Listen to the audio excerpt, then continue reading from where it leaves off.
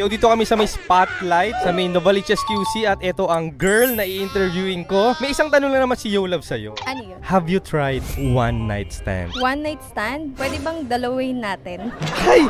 Paano naganap ang two night stand mo? Pwede ba ikwento sa amin kung tumatawag na yata ngayon yung katunay? Ayan na, eto na. Mamaya na. Oh, kami na nga, tumatawag. Eto na. Paano nangyaring two night stand? Ano siya, stranger or kilala mo na? Yung isa kilala ko, yung isa stranger. For the stranger and for the friend. Oo, dyan lang, Sogo. Okay.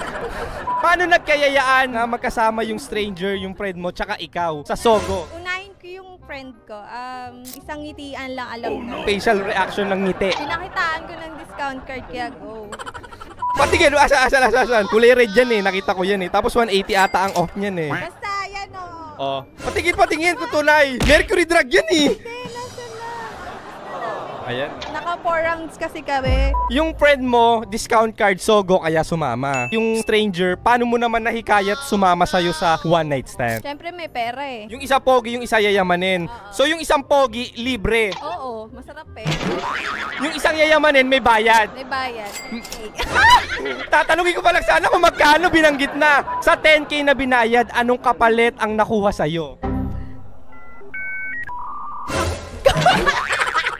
Yung two night mo na yun, may I ask kung sabay or magkaibang araw? Sabay. Threesome yun. Magkatabi ng kwarto. So, ibig sabihin, yung isang kwarto, ando si Yayamanin, yung isang kwarto, ando si Pogi. Yes. So, ibig sabihin, sumasideline ka. Oo naman. Gamitin ang ganda, diba? Tunay. Sinong nauna, si Pogi or si Yayamanin? Sabi si Pogi. Inuna mo talaga yung Pogi kaysa sa bayad. Kay Pogi, pwede mo ba makwento kung anong ginawa nyo sa kwartong walang kusina? Siyempre, maging open-minded tayo. Wala nang eme-eme pa. Sinong unang tumuka? Siyempre ako, diba? Pagka Pogi, bigay agad, babae na nauuna ngayon, baliktad. Sabagay, girls first. Oo, sayang blessing yun.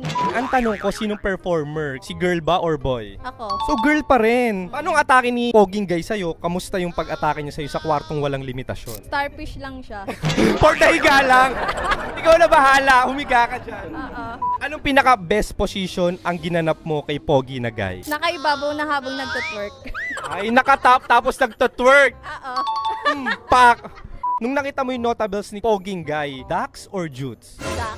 From 1 to 10, ilan ang inches? 8? Talagang basag ang bahay ang punan, wasak ang papasukan. Oo. Ano yung hindi mo makakalimutan na sinasabi niya sa'yo habang chinuchuk-chak ka? Ang sarap ko daw. Parang hindi kami naniniwala. Ang sarap ko daw.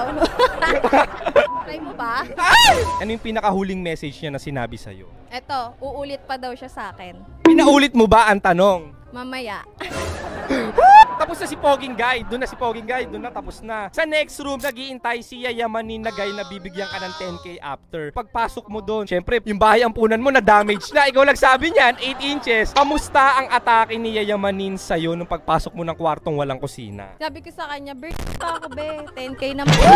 Pwede mo ikwento sa amin anong ginawa sa loob ng kwartong walang kusina? Sorry. Bakit? Tanda eh. Ay, Thunders! Sabagay, lahat na mayayaman Thunders. Pwede mo ba i-describe para ma-imagine namin anong itsura nung nagbigay ng 10K na yayamanin sa'yo? Kamukha nung nasa likod. Iikot mo nga, matingin nga. Asan dyan? Sino dyan? Sino dyan? Ay, nakabonet! O, ayan. Patandain mo lang ng konti. Sinong unang umatake? Yung yayamanin ba na guy or ikaw? Siya, pagod na ako eh. Siya na nagbayad, siya pa gumalaw. Samantalang kay Pogi na guy, starfish lang. Anong pag-atake ang ginawa sa'yo ni yayamanin? Dog style lang yun. Gogi lang. Ano yung hindi mo makakalimutan na word na sinasabi niya sa'yo? Hindi ko alam bakit ganun sabi nila. Ang sarap ko daw. Wait lang, tatry. Saang party ng katawan mo ginutok? Sa likod.